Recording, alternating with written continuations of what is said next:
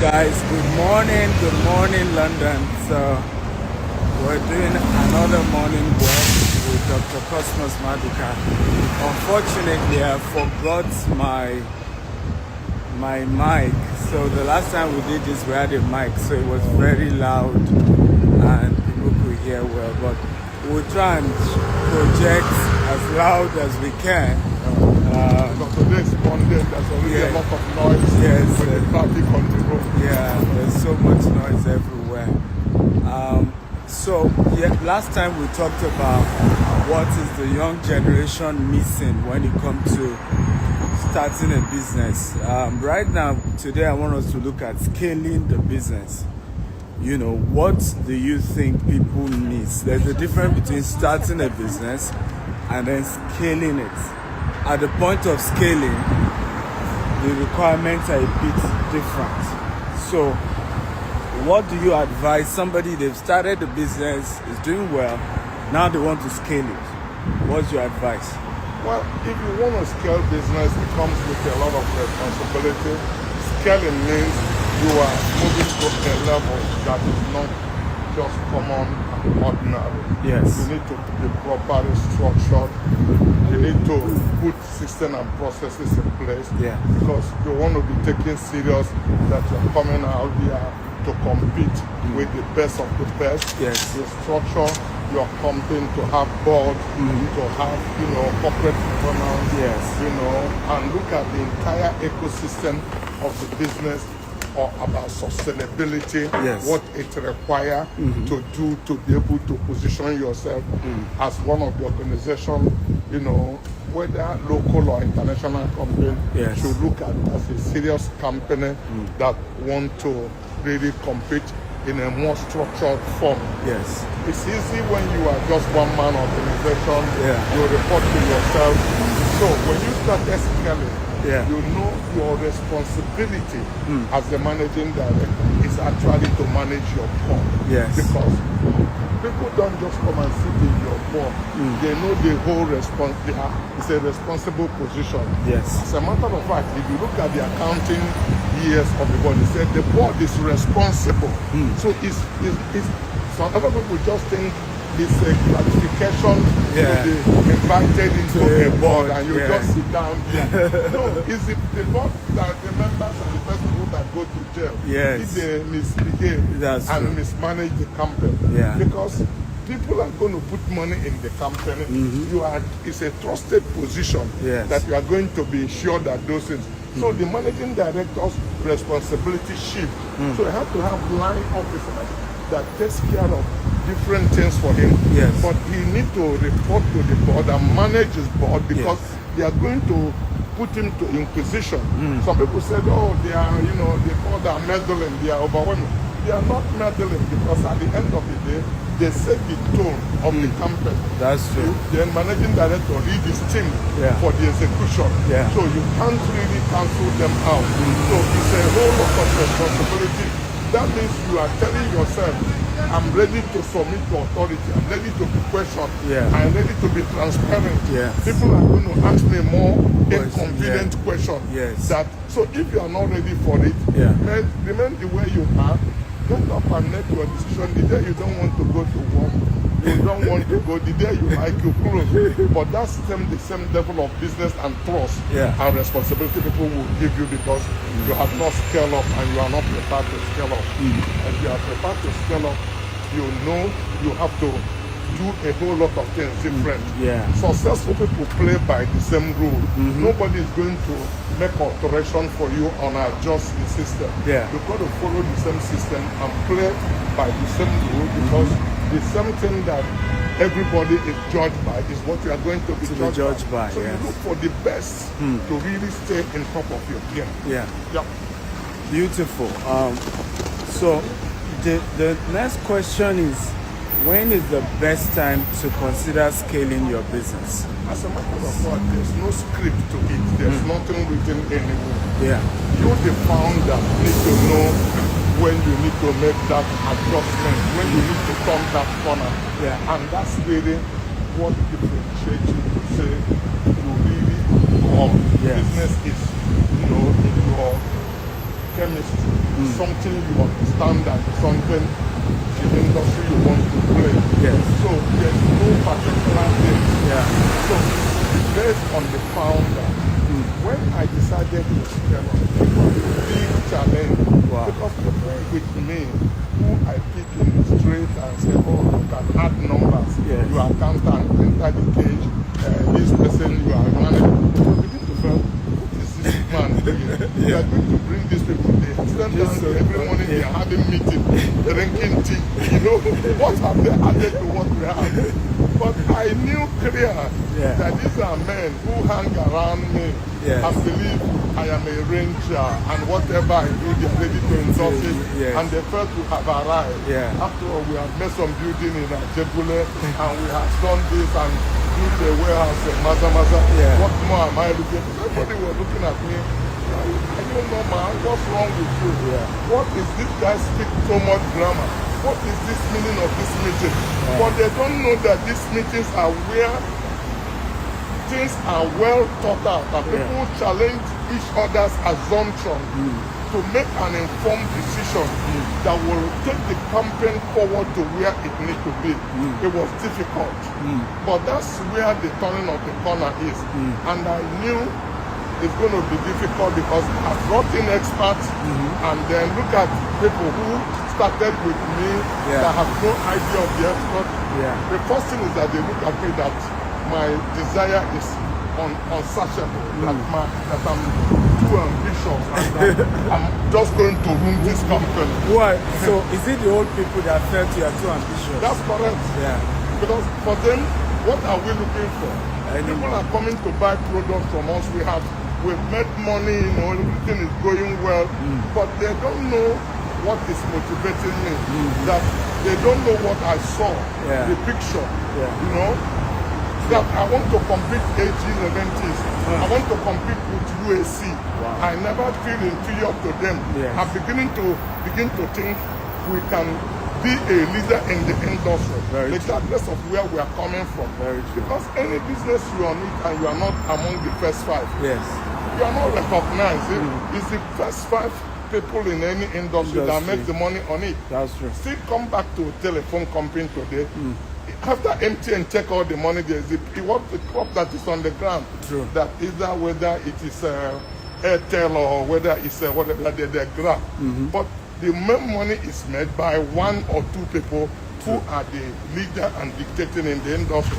So you can't go into business, you will be number 17 or number 25. Nobody reckons with you. The mandate is to take dominion, to be in charge, to be in control, to provide leadership that people will always think about you and will acknowledge you as a leader in the industry. So if I'm going into any business I cannot play within the first five, I'm not interested in that sort of business. Wow. Powerful. Are we learning, guys? If you're learning, type I'm learning. I know there's a lot of noise, but I hope you are at least being able to pick one or two lessons. Okay, so it's our morning walk here in London. Don't forget, we just finished the Business Growth Conference London. Next, we're doing a Business Growth Conference Houston, Texas. And then after Houston, we're going to Singapore. So feel free to make inquiry how you can join us in Houston, either physically in Houston or virtually. While the one in Singapore is a retreat for business owners and business leaders, and you don't want to miss it for anything in the world. So some argument that young people make is that why should I set up a board when these people are more powerful than me, they are more experienced, and they will corner a way to take over my business? Not exactly correct. That's a wrong notion. Setting up a board is that you are telling the world you want to be transparent, you want to be held accountable, you want to, you are ready to submit yourself to questioning, and then in that way people begin to take you serious. That you are not just a one-man organization that put figures that people don't know what you are doing, and you can tell stories that half of the people don't believe you, very few believe you. Okay? So you don't take over business because you are sitting in a board. You only take over business based on the share structures you have. True. There are people who need to be in your board as an independent director. They don't even own any share. That's true. You know, so, but it's just that the idea to make sure things are done properly, to put proper check and balance, and of course they draw some influence by endorsing you and being in your board. True. Will even make some other people look at you. Initially, somebody like Let Galba, which she was in the board of Contraris Motors, you know, has a Japanese that is in our board. Okay. And when I was talking business with BMW, to know that a Japanese, you know, sitting in our board and was not just sitting in our board, but was a shareholder, was a door opener for me. Yes. You know, I have a shareholder, a Japanese shareholder that made investment. And when I'm going to negotiate business with many of the Japanese companies, that is the first trigger. The value Mr. Goda brought to our business was unprecedented. Just that a Japanese was in our board. That's true. When we had the business and we had to deal with Sumitomo Bank in London here, the banks in Nigeria are giving me bank guarantee. That is when I see borrow, you know, with collateral. At 8%. Sumitomo Bank in London charged me only 3%. I was charging 5%. You can multiply it in the billions of the naira. And just that they saw a Japanese in my mind, they knew to understand what the principle of commitment is all about, and that this man couldn't have, you know, foolishly endorsed and be part of this business if he did not understand it. So that structured it. He was holding a 20% equity in my company, you know, and that makes a whole lot of difference. So people don't understand it. They have this syndrome and own everything. Recently, Sahel Capital put billions in Kochari's firm and was owning about 38% or 40%. What's the big deal? You know, 2% of Lucky Fella is still better than 100% of Kochari. Very true. So you can decide to be a tail of a cow or a head of an ant. So whichever makes I love that. Whichever makes you happy, you know. But I just know that the tail of a cow can kill a head of an ant any day, anytime. A tail of a cow? Yes. Or the head of an ant? Yes.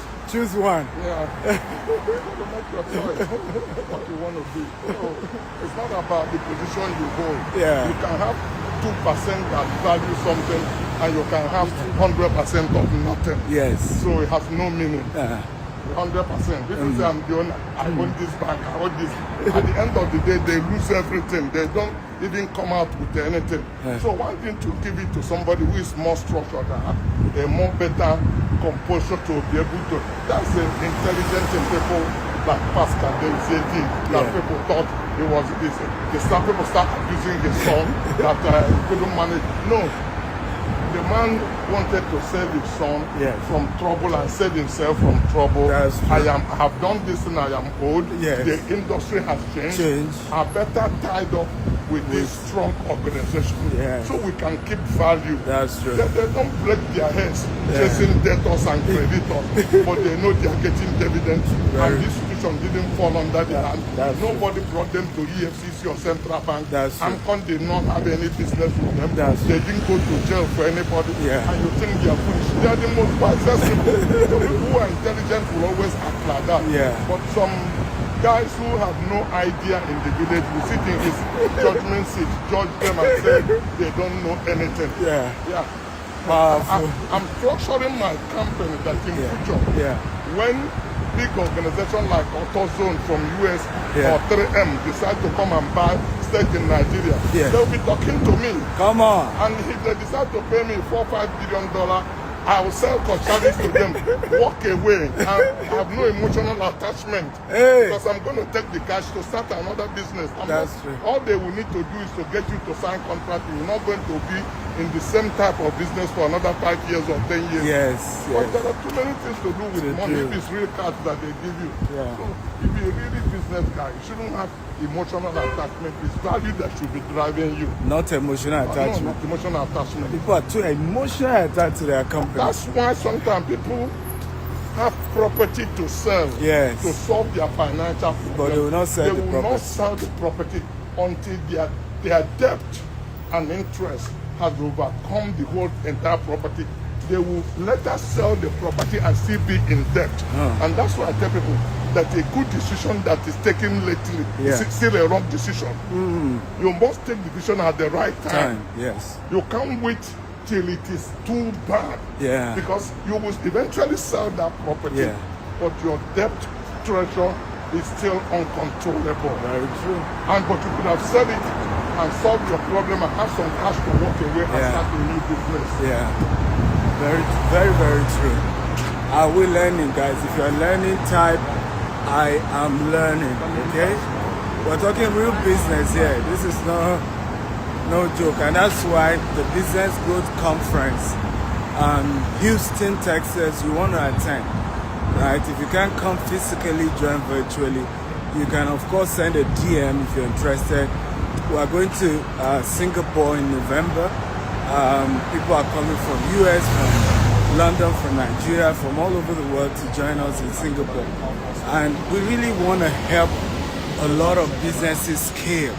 Enough of companies just dying, enough of not structuring businesses well, and there's too much ignorance. Sometimes you're even doing the right thing and people think it's wrong because people are just ignorant. They don't even understand how business works. So my next question is, there are a lot of young entrepreneurs whose business is doing well. You know, some of them are even 21, 25. They're in tech business. One of them, I had a meeting with him. He does over $100 million. Of course, that's not his profits, but his company does that transaction every month because he's into fintech. Why should somebody like that want a board? What will a board do? Absolutely. That is really at the point that is most that he now needs the board. He needs the board. Yeah. When he was doing small numbers, he doesn't really need it. And this is the time he needs to be guided. Okay. Because you see, whether you like it or not, you know, there are things, maturity that come with age. Yeah. You can make money very early. Yeah. People like us also make money very early. But if you are not properly advised, you mismanage that money. True. There are people who their job is to smell cash.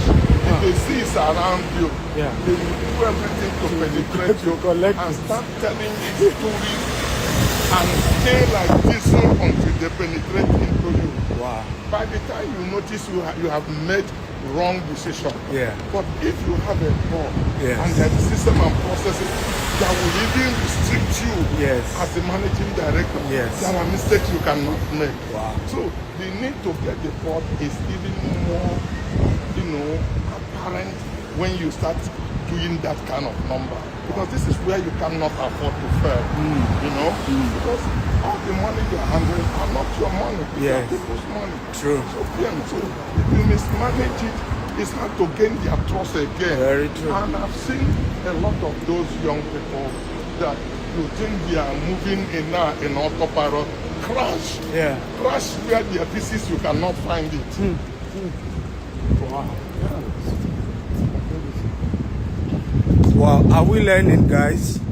So the fact that your business is doing well, you're making a lot of money, does not mean you don't need, a board, or you don't need to structure the business. Because that's part of the problem. Oh, I'm doing well. What do I need anybody for? Why should I structure? What do they do? They're just talking. What are they talking? But that's even when you need a board even more. That's when you need to even structure the business even more. My last question would be, how do you then manage those who have known you over the years when you started your business, who are quite attached to you, and when you set a corporate governance, imagine you are saying, oh, we now have head of sales, kindly talk to him, or he will call you. They say, no, it's you I want to do. It's you I know. Are people who are going to raise so much objection. Yes. Because they know that once you set up the system, yes, some of the things they are getting, they won't get it again. They will just like the discount. You are making mistake. This thing you are doing does not work. Yeah. These people you are bringing are going to steal all your money. Yes. You know, what are you trying to do? You've done well. Do you really need these people? Yeah. They will do everything to discourage you. Yeah. But they are telling you from selfish interest, not really for the good of your company. They may appear that they meant well, but if you really get into the real bottom of it, it's just about their own self that they want to protect, what they are going to get out of that business for their own selfish interest. It's not in their own interest that you are structured, because that structure is going to put on some check and balances on them, which they are not willing to submit to. Very true. Yeah. Very true. Okay, so I'm going to take one question. So first person to drop their question for Dr. Cosmas, we're going to take your question.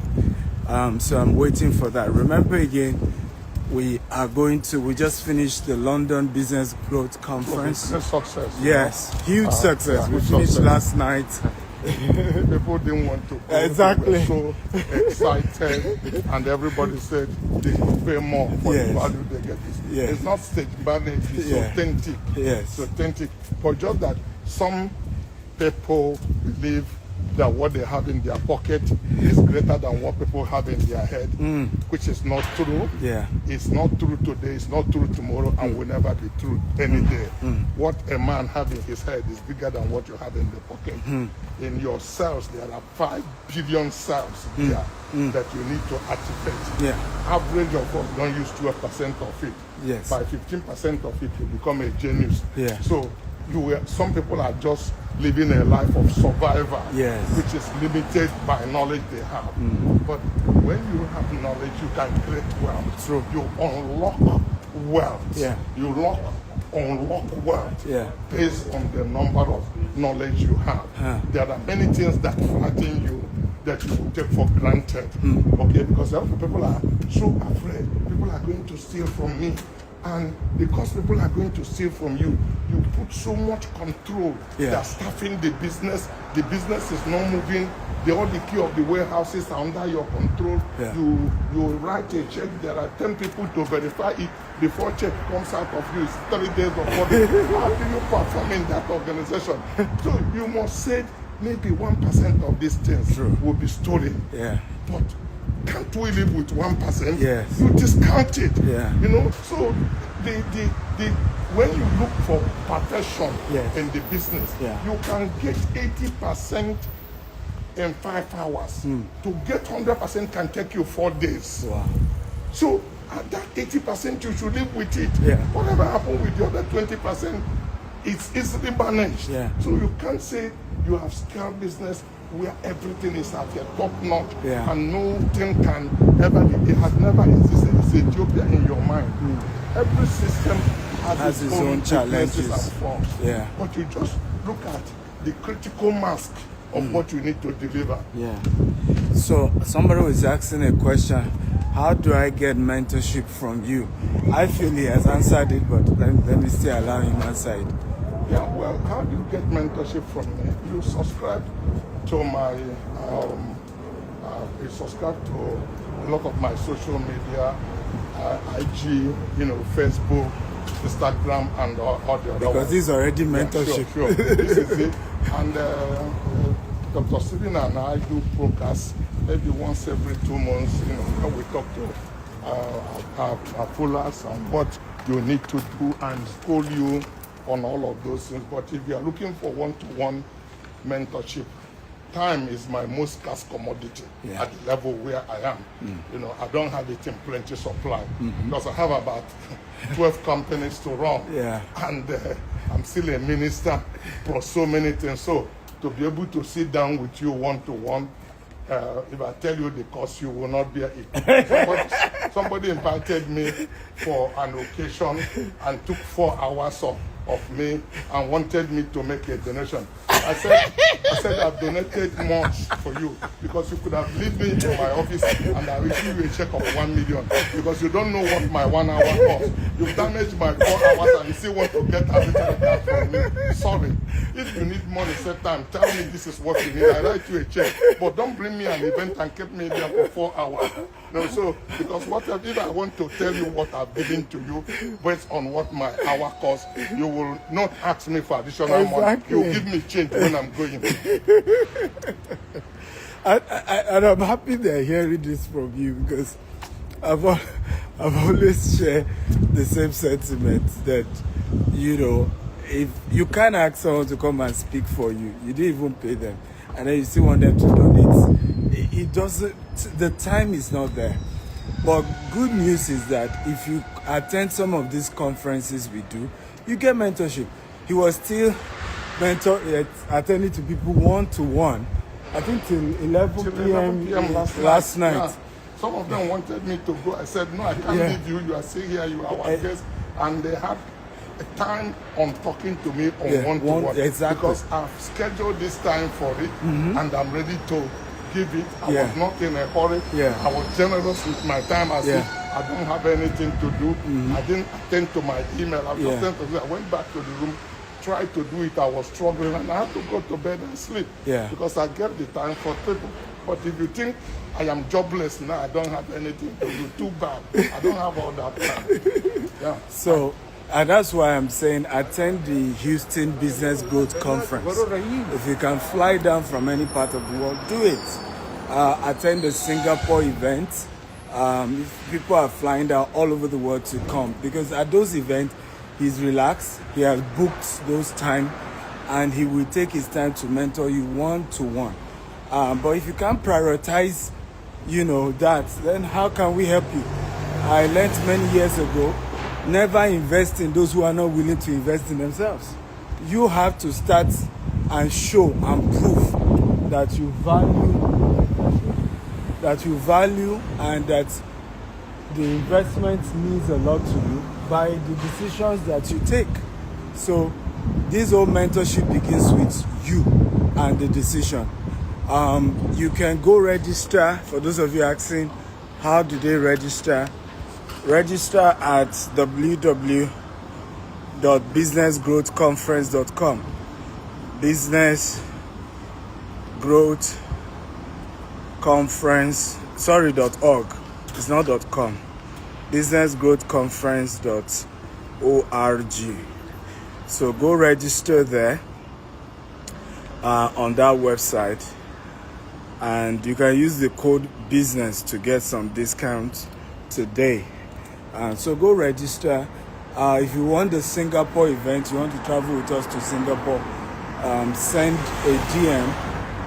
The social media manager will reply and give you the details for the Singapore event. What's your final? We are done with our work for this morning. I think we've done an hour already.